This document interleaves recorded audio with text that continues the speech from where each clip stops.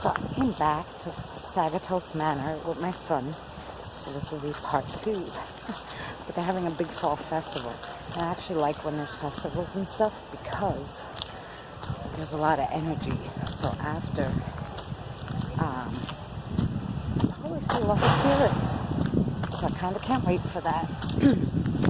So it ends at 4, the festival, so about 5. People should be out. Let's hope I don't have to go to work.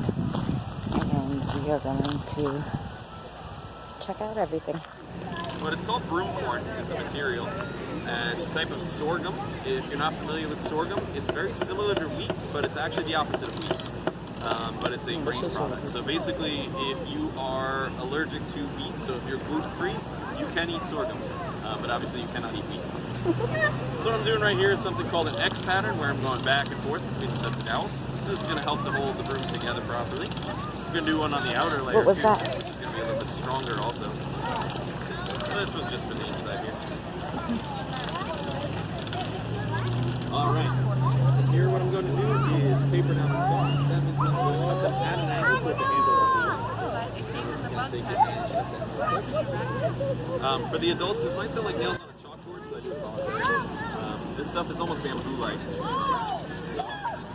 It gets that sharp sound.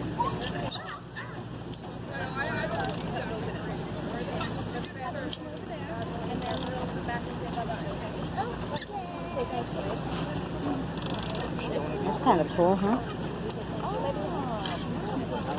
We could come back for that. See about the house, huh? They're making quilts up there. Quilts.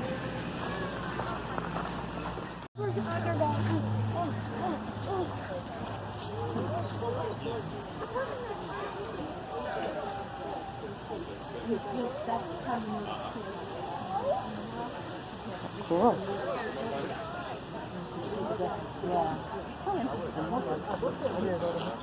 That we are utilizing for fiber.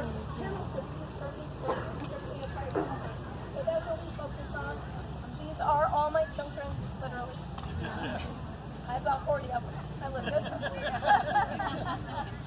But we do, people know me because I breed and raise llamas. So our farm does mostly consist of llamas. We have about 20 plus at any time. But we also have our sheep. We have Angora goats, which now they both look like goats, but earlier one was shorn and one wasn't.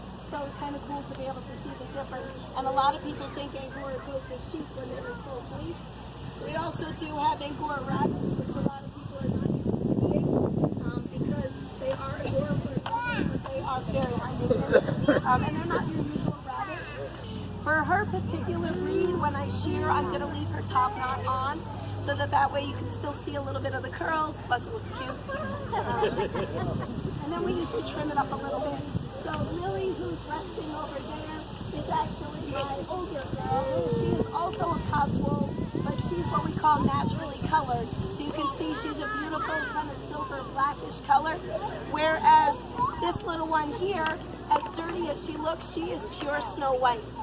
So part of what's making her look dirty and a little yellowish is what's called lanolin. So lanolin is a natural grease that comes out of their hair follicles into their wool and helps to make them waterproof. So that when it rains, it doesn't penetrate through their fiber, through their wool, and to their skin.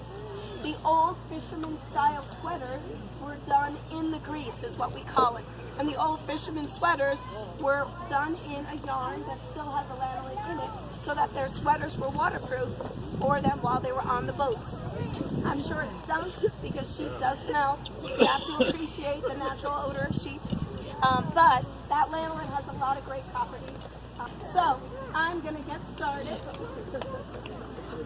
Now when I first put her in her position, we're going to do a little mani-pedi. So she's going to get her little hooves trimmed. She's like,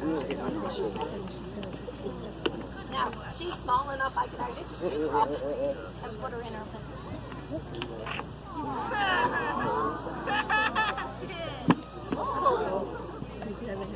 I put her down gently. But if I didn't do that fast enough, she would get her feet underneath her, and then she would just step out of it.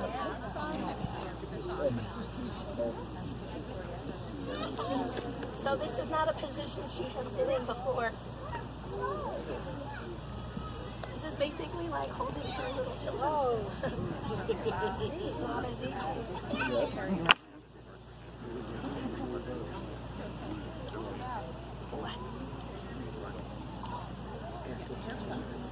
Okay, so she's got her little hooks here. I'm just going to take a little bit off. We're just going to make them nice and flat. This is just like trimming your own nails, but there is a quick in here, so I do have to be careful because I don't want to cut too low. Nope. It's just like cutting your nails, as long as I don't cut down too far, which I'm not. So she's like 6 months old.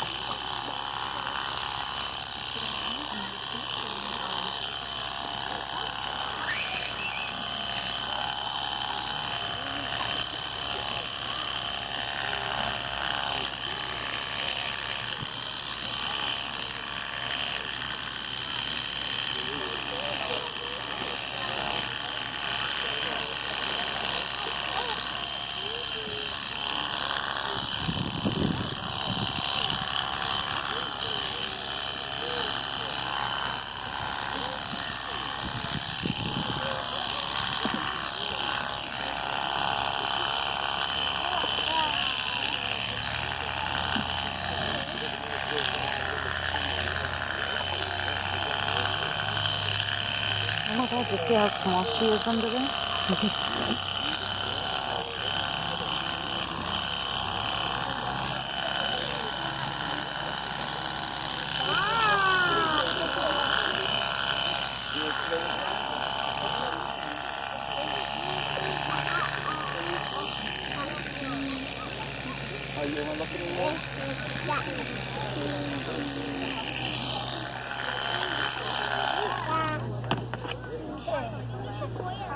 This is a little girl.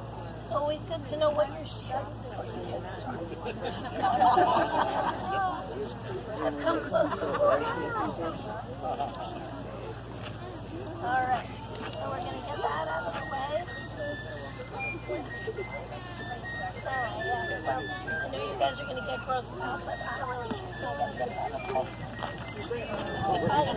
Welcome to living on a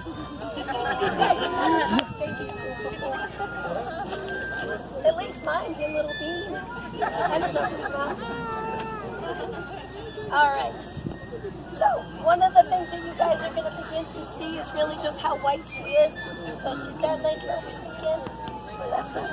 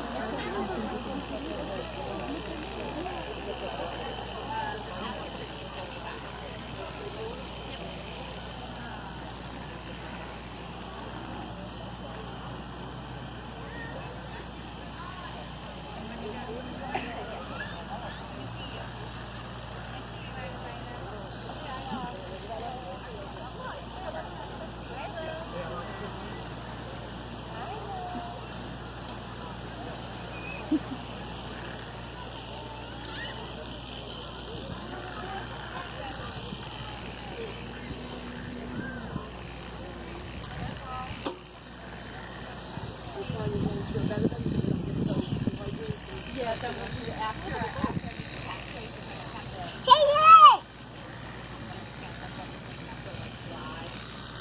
my god, be careful.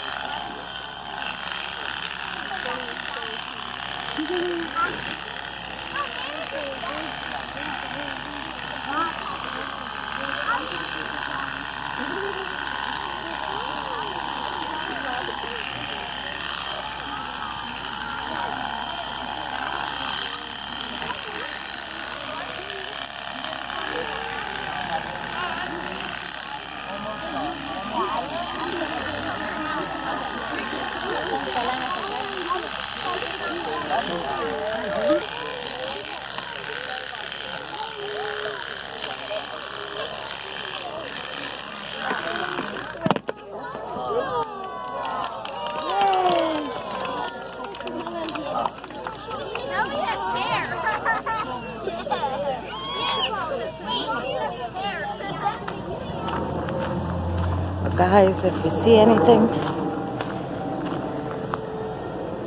say something.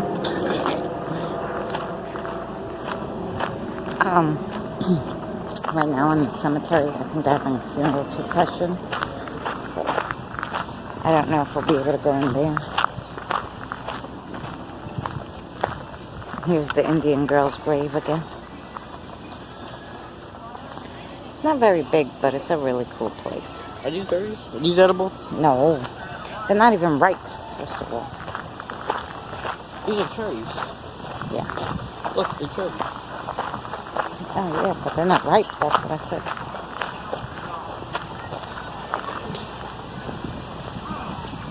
When do cherries ripe?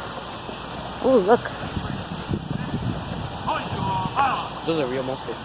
Mm-hmm. Probably not real red bulb though. No.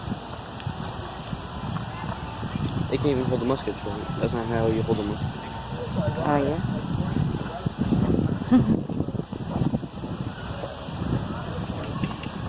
Any questions about the musket or anything like that? Feel free to ask. Ah, he knows all about it. You want to ask him any questions? Want to feel the weight of it? Mm-hmm. It's about 8 pounds. It's a flintlock musket. So you have a flint, and this is the lock. This metal is the lock. So when I go like that, it locks it.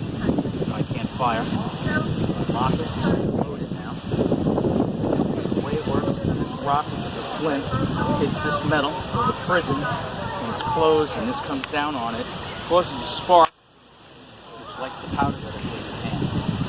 And then that powder gets pushed through the tiny little hole there that you can't see. This gun's all mucked up. It's a hole in the barrel. About there. The lit powder goes through into the barrel and lights the rest of the powder in the barrel. Since it's a musket and not a rifle, it's not rifling the barrel, so when the ball comes out, it can go out in any direction. That's why we line up a bunch of men and fire a wall of lead at the enemy. They say, after about 3 or 4 rounds, the black powder that we use, because we put a cartridge together, it had black powder in it, and it had a musket ball at the bottom, which we don't have. And if I wanted to fire my gun, I would rip it out, I'd put a little bit of powder in here, and then pour the rest down the barrel. The black powder absorbs moisture really quick. So as soon as the powder hits the air, it starts to turn into this like jelly, and that fouls the guns. It gets underneath the flint, gets in the frizzen, blocks the hole. So these guns back in the 18th century were very, very finicky. So after a while, 3 or 4 shots, the the sergeant would start to look down the line, see the guys messing with their guns, and he would order then the bayonet. The bayonet turned your gun, which was finicky and not working anymore, into a stabbing pole-arm. And that's why we would fix our bayonets and we would charge the line like that, and then it becomes hand-to-hand. So Revolutionary War fighting was still pretty much hand-to-hand combat because the weapons were so inaccurate and the lines closed so fast. So a cannon had about 300 or 400 yards, 4 football fields. They would fire first. They would try and break the enemy, break up the line.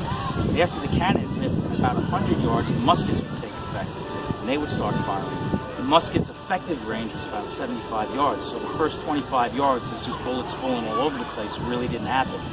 And then when they started to get close, about 75 yards, 50 yards, it's about half a football field, 30 yards, the guns stop working. They start jamming, they start getting fouled up, so then they would go down to bayonet charge. So if you didn't break the enemy and they didn't turn and march you off the field, by the time you were about 30 yards, you were into hand-to-hand combat. And a lot of storming of forts and redoubts pretty much came down to within 30 yards, they would storm the redoubt, the fort. So, Wow. The bayonet, too, is a 3-bladed weapon, so it has 3 blades on it.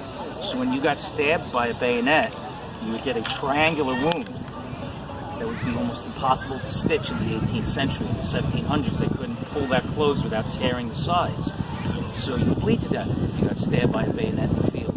If you were unfortunate or fortunate, however the case may be, you got cut in the ephemeral artery, you'd bleed out in a couple of seconds because there's a main artery right there. So this is the weapon of the day. It's pretty finicky. A lot of expressions from the 1700s come from this musket.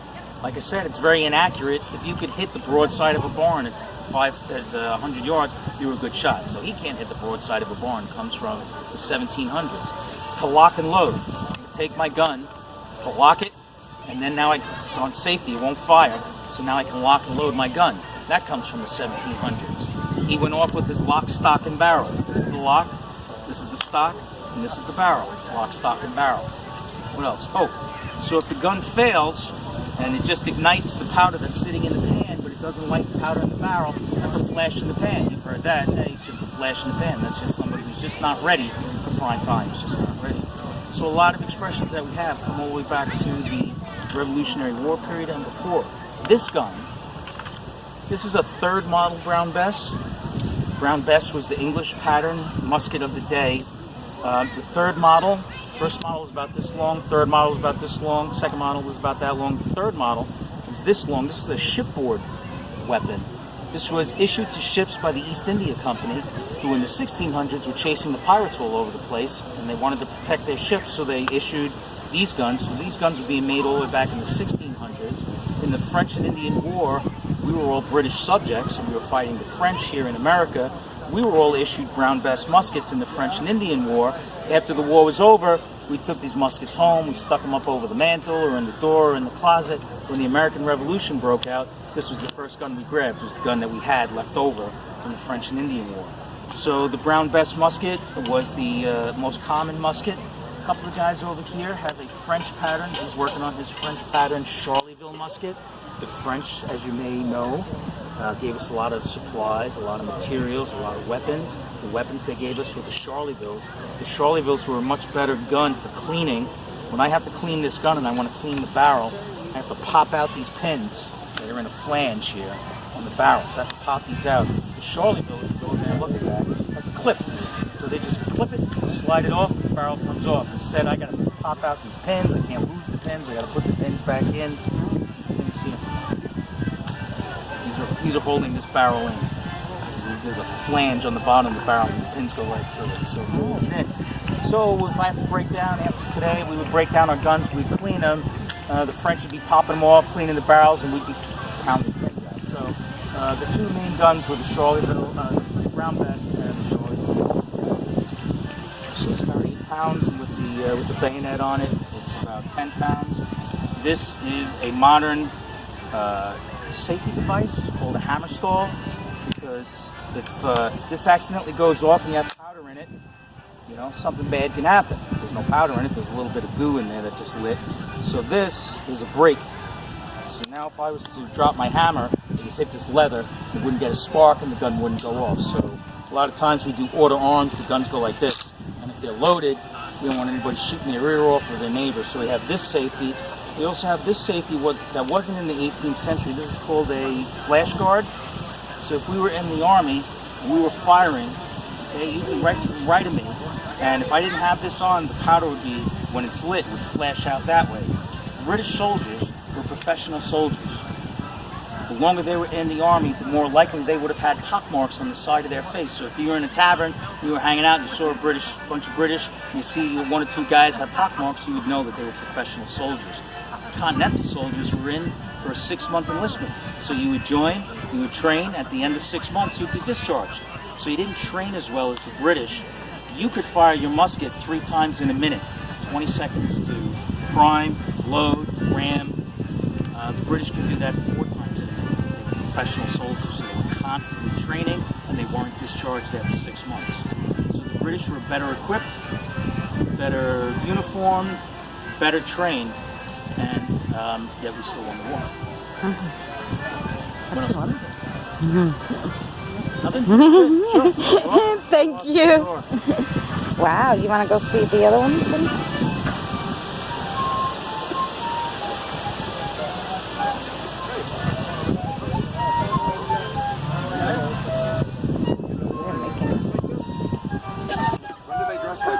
You're not dressed like this. Yes. When was that?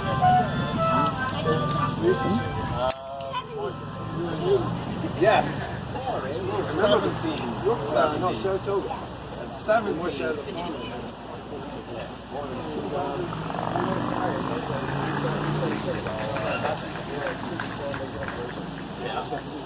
Sagtikos.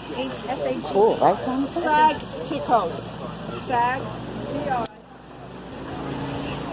Let's go to the cemetery, yeah? I think. See many more markers, monuments since I last walked this line. Tell me, what year this is? Why don't you move? Sure, you can want to go in.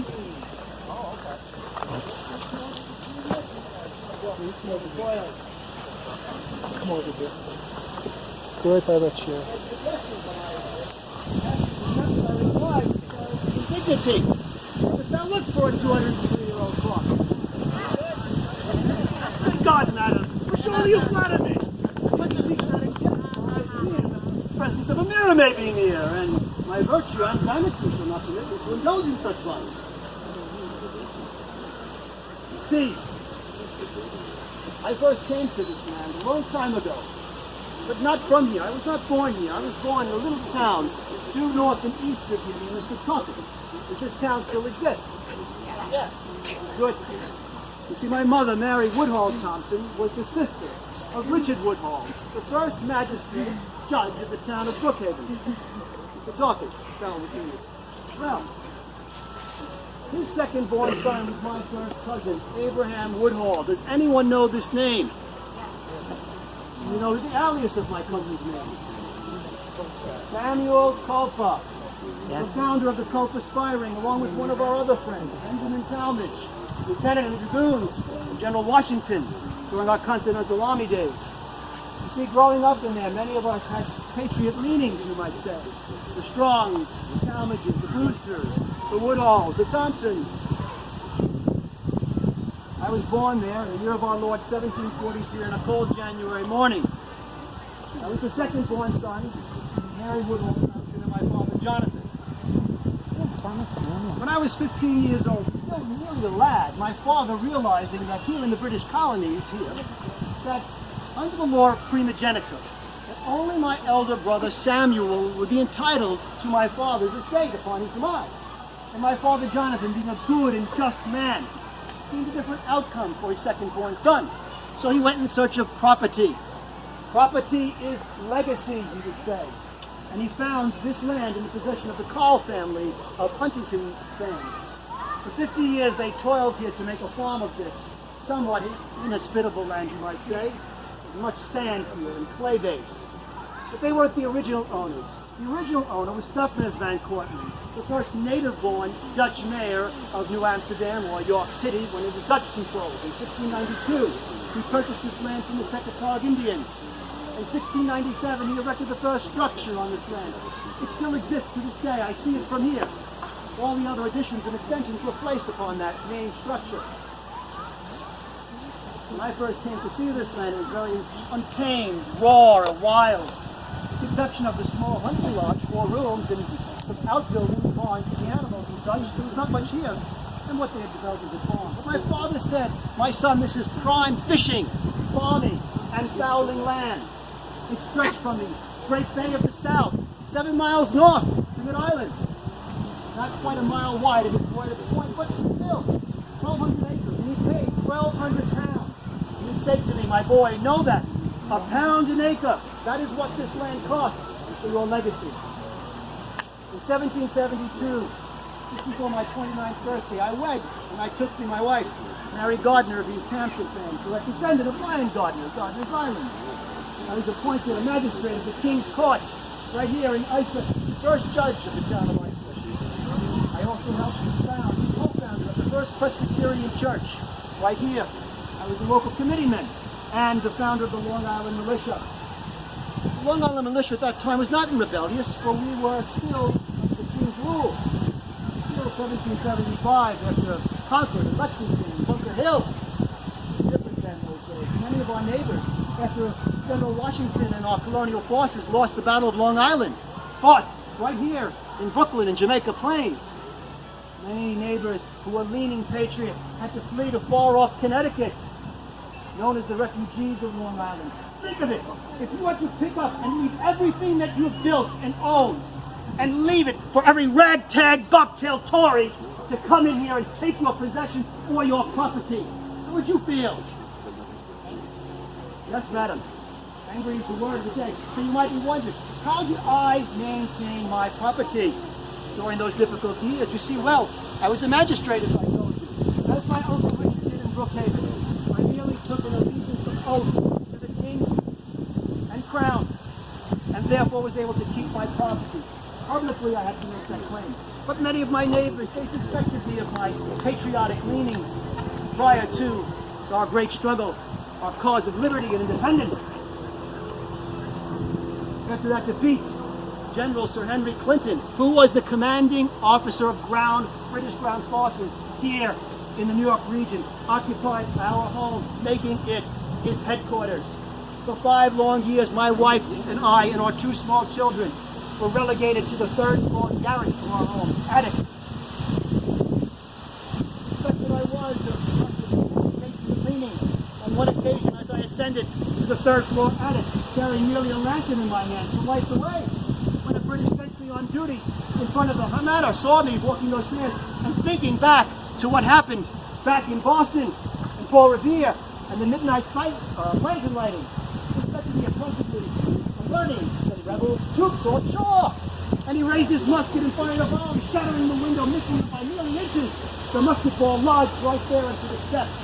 I left that ball there for my descendants to see, that they might know the struggles that we faced here, living behind enemy lines, playing the part of patriot and Tory at the same time. On another occasion, when the general and his aides de camp left at a military engagement, left behind just a mere ragtag scoundrels and hooligans who got drunk one night, burst into my house, dragged me outside, threw a rope around my neck, and threatened to hang me from a tree. I commanded them, you release me this instant. How dare you? I am a magistrate, I am a judge of the King's Court, and the King's law shall prevail in these colonies, even those in rebellion. A man shall be innocent until his guilt is proven. With astonishment, they burst out laughing and released me, but not before helping themselves to many of the finer accoutrements of my home. In those days, you'd walk into a Tory walk from a former patriot's home, take those possessions to yourself, and take them to York City to the builder's market. I had to remand them and then ask the general when he returned to give me permission to grant me passage to York City to find my own possessions and to repurchase them, to bring them back to my home here. I tell you, those were difficult days. People don't realize today what we struggled through. In 1781, with the surrender at Yorktown of Cornwallis, world was dawning upon our new nation. 1783, the last specimens of the British police forces and fleets left here finally. And many of our neighbors came back to return here to repossess their homes, reestablish their farms, resettle their families here on their native soil. Those were the halcyon days, the days of peace and prosperity.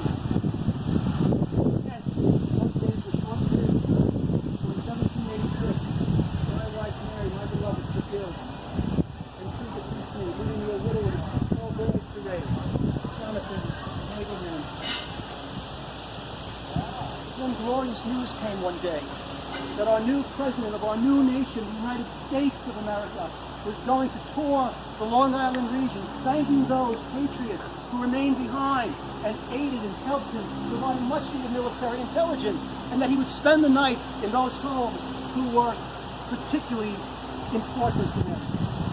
On the night of April 21st, you see, in the deity's great providence, he turned what was once a day of mourning, the same day that Mary took taken from me.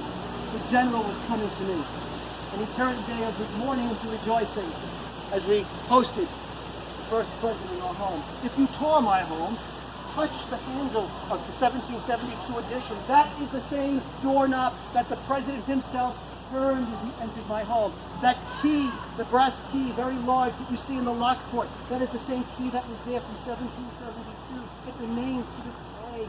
You may touch history, your history.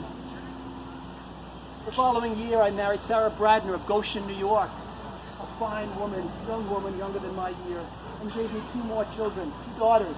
I named the first Mary, after my mother, Mary Woodhull, Wisconsin, and the second Sarah, after my beloved second wife.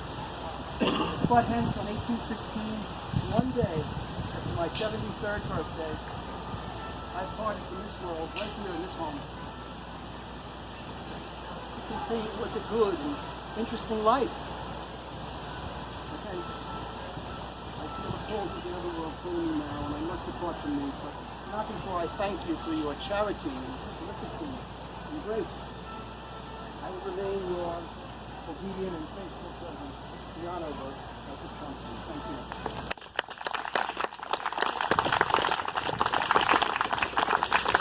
Thank you, father-in-law. You're welcome, good you are. It is good to see you again.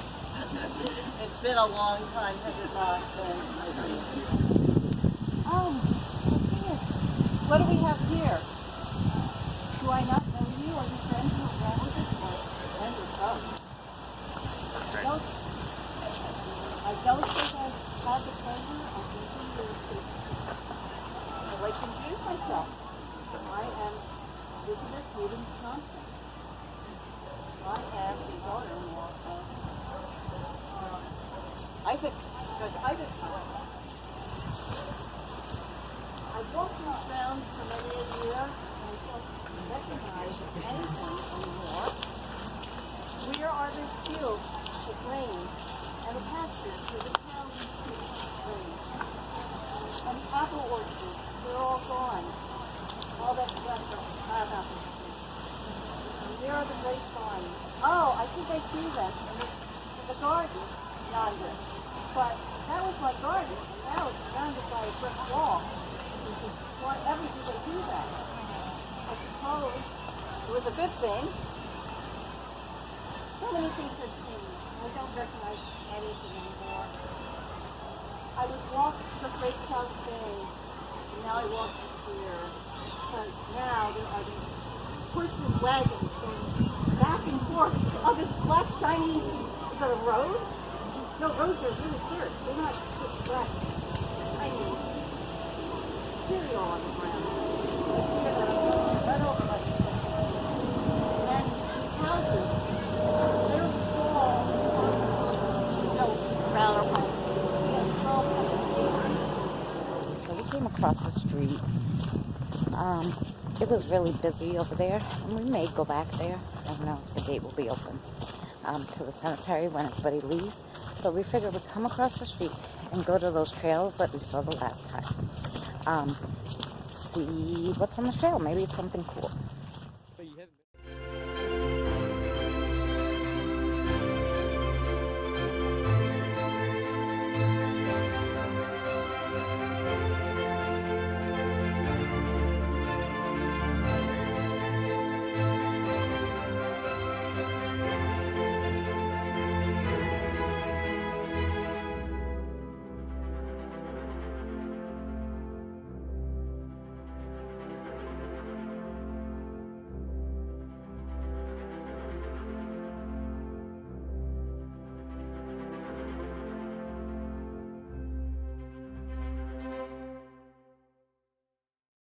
recording space?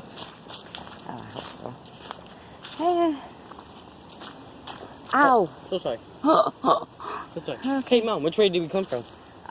Trick question. Which way did we come from? I'm just kidding. I know which way. Follow me. As an excellent tracker, I know where to go. Okay.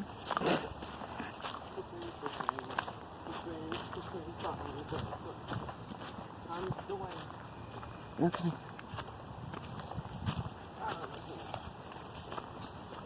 My pants. Ah! Shit. Pants are falling down.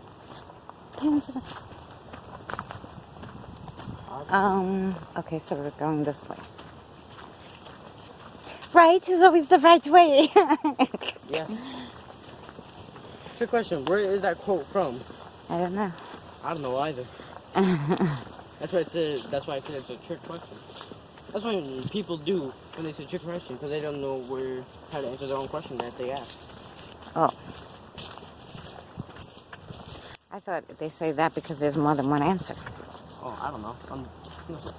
I'm not a trivia person, okay? I'm more of a history, kind of science guy, okay? I know a lot about the wild, you know? I'm an excellent tracker, you know, I can track footprints. You know? Where did I learn it from? I don't know. It's just natural instincts. Comes to me. 1, 2, 3. Weird sounding bird, huh? Did you know just hear that creak? It sounds like there's I thought it was a baby in the woods, but then I realized it's some kind of bird. It sounds like there's a house over there that's creaking, like in a prison. Uh-oh, there's a sock. This is a sock? Ah, there's a thorn. Ah. Don't touch the thorns. No, it says a tissue. Here, blow your nose. Oh, God. Probably what somebody used it for and you touched it. Or they wiped their butts with it, worst case scenario. Oh, that'd be lovely. Here, shake my hand. No. Shake your own hand. Okay.